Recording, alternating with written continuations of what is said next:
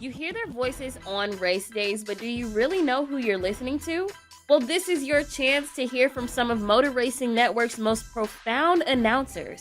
I'm Maya Ellison, and this is Behind the Voice with MRN.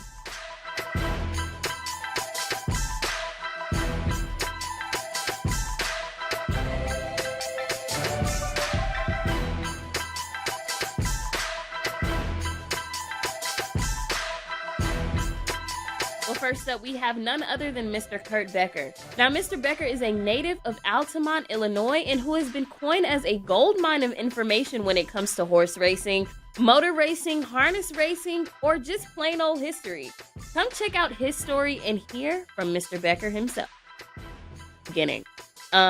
Even before working with your dad, what was it like growing up in Illinois and eventually moving into that whole this is what I want to do. I want to announce horse racing. How did you get your start out with that? Like growing up in a horse racing family and growing up in central Illinois, I did not grow up in what was known as the traditional heart of NASCAR country, especially back in the 1970s. And it was really tough to get NASCAR coverage when I was a kid where we lived. You were lucky to even get a starting lineup in the Sunday paper for a Cup Series race. So I think my folks, given that we were a horse racing family, they were surprised when I took an interest in NASCAR, and it came about because of a shirt tail kin relative, as they say, who taught automotive science at a junior college. And he liked NASCAR, and he came to our house for a Sunday dinner one day, and he sat down and he said, "Hey, can we turn on the TV and check the Daytona 500?"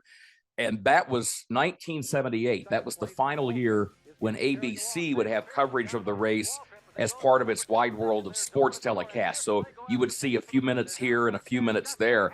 And for whatever reason, I remember the first images I saw on the TV screen were Richard Petty, David Pearson, and Darrell Waltrip battling for the lead in the Daytona 500. And something about it just captivated me. So what ended up happening was I continued to have an interest in horse racing as well. And I would follow my dad as a child. I would go with him to Midwestern county and state fairs where he would be the track announcer. And I would watch and I would listen as he would announce harness races, the trotters and pacers, as well as thoroughbred races. And at the same time, I also became aware that there was something called Motor Racing Network. I didn't know till I was probably 16 that there was such a thing as NASCAR on the radio. So when I was 16, which was 1985, I began helping my dad announce horse races on the Illinois Fair Circuit. And I remember listening to the end of the Motor Racing Network broadcasts that year.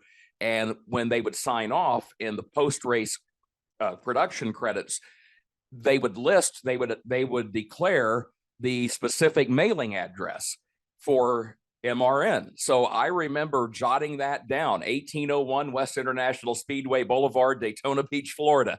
So I wrote to John McMullen, who was the executive producer at the time, told him about my interest. He asked to hear audio of my horse race calls. So my mom made a cassette tape of me calling races at a county fair.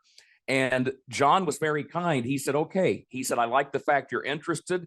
You need to mature. You're still in high school." So he said, "You need to finish your education." But true to his word, John gave me an audition by the time I got to be in my early 20s. And what really led to that was by that time in the early 90s, I was announcing thoroughbred races full-time professionally on the Chicago circuit.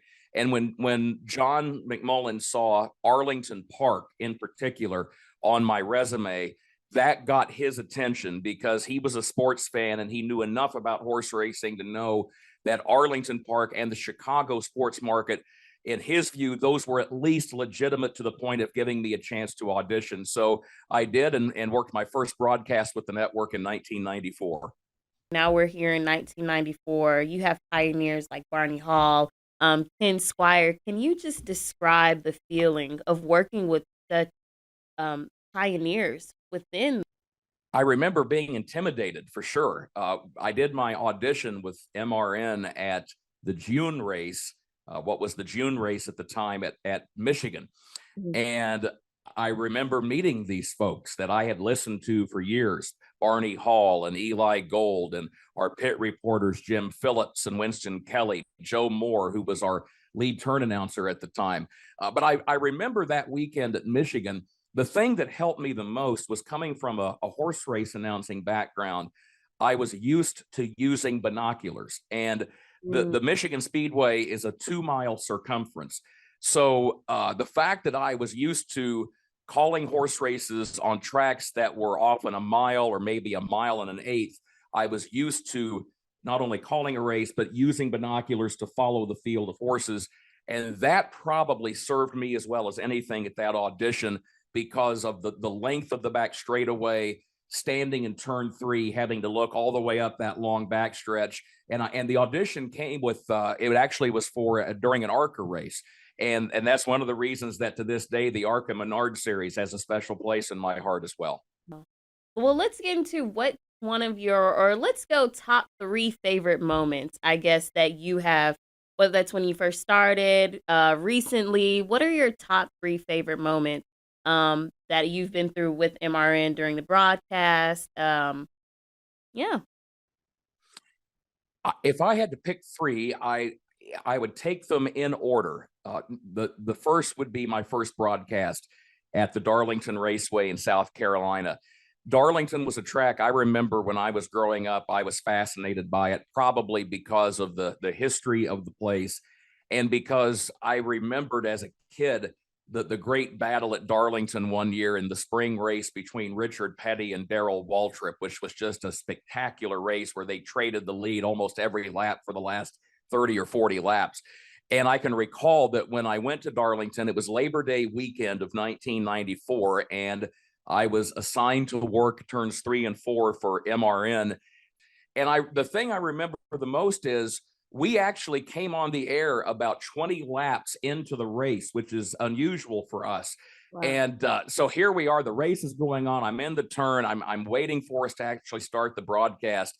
And I just know that the thing that probably worked to my advantage, Mark Martin was so strong at that time in the Winn-Dixie car. And as I recall, he dominated. So at least I knew I could count on knowing his car and that it would be up front most of the day. But that first broadcast would be one. A second one for me would be the Chicago street course race this year. Oh, wow. I grew up in Illinois. I called horse races in Chicago for a couple of years. And that meant so much to be part of that crew. It always means a great deal, any series, any given weekend. But to be chosen by the network to be one of the turn announcers for the first street course race, the first time ever in that type of environment, and those cars, seeing them run through the heart of the business district with the skyscrapers in the background. My turn position was actually out on Lakeshore Drive. The Shed Aquarium was just to my right. The Field Museum was just over my shoulder. Yeah. That meant a great deal. And the third, I said I would take them in order, but I'm slightly out of order because the final one I would mention was actually in the fall of 21. My father, who obviously had a big influence on my life as I followed him as a horse race announcer to start my career. My father passed of cancer in November of 21. And of course, I know a lot of listeners can identify with that because cancer over the years has impacted so many families and so many lives. And I just remember I had so many calls from my colleagues at the network throughout Dad's illness. And then the day of his funeral, there was a floral arrangement that stood at the altar in the church right near the head of his casket that was for Motor Racing Network. Wow. And it really hit me emotionally because my dad had been a horse racing guy, but he supported me, as my mom did, with my interest in NASCAR.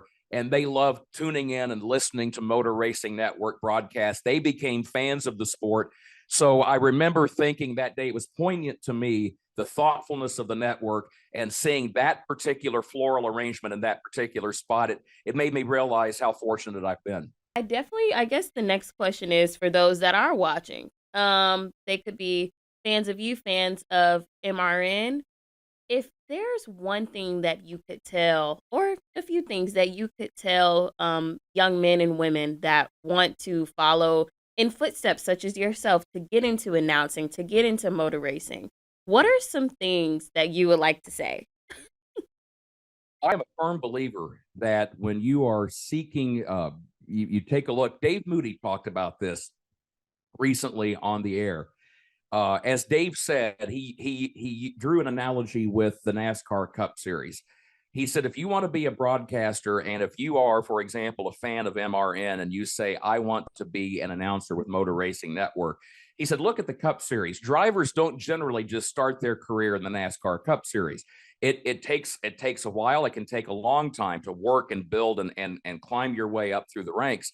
And I think that, to Dave's point, one of the things that from my own background I learned at a young age, don't ever disregard or discount opportunities to build that resume, no matter the venue or the event. Because a lot of the events I began announcing as a teenager were county fair events. There weren't any television cameras, there weren't network radio coverage, but what we did have were often challenging circumstances. County fairs and even state fairs, they often don't have publicity departments. If you're going to announce an event, I don't care if it's a horse race, a tractor pull, a demolition derby.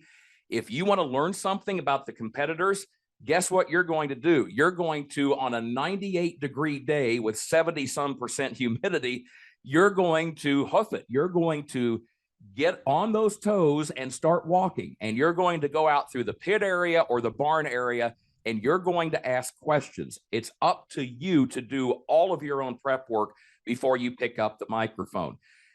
Things are not always a perfect environment at something such as a county fair, state fair. They can be chaotic. Things can be unpredictable. They don't have the budgets to have a full-time staff to assist you. So I think that for me was a big part of it.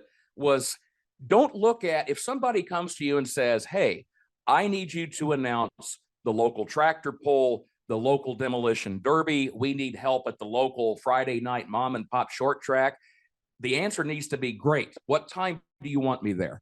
Yeah. That, you might be surprised how you will enjoy that experience and how that can actually give you a chance to get the experience you need, and also for people to start learning about you, or for you to put together a demo tape if you want to apply for a job in the broadcasting industry at the next level. You've at least got something you can go to a general manager with and say, hey, I have been announcing, here's what I've been doing. All I know is this.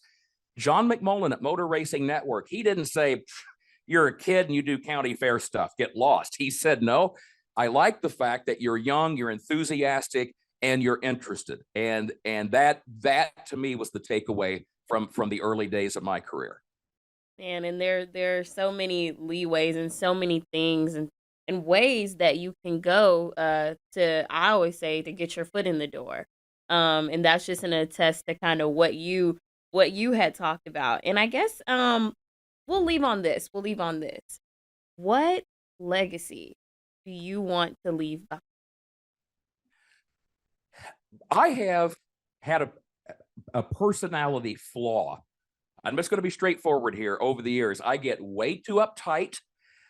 I get way too frustrated at times.